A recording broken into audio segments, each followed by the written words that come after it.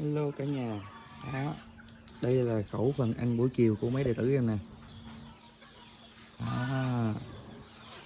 Đó. Đây nè. Chuẩn bị nè. Bạo loạn.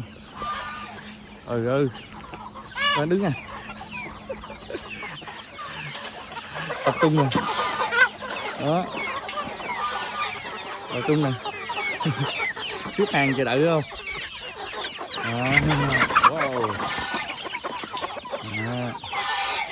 Con nhà hôm nay đỏ lừ nữa không?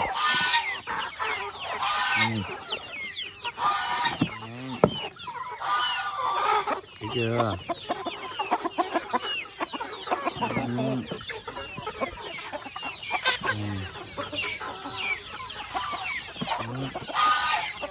Vô quay nhà người xem nha.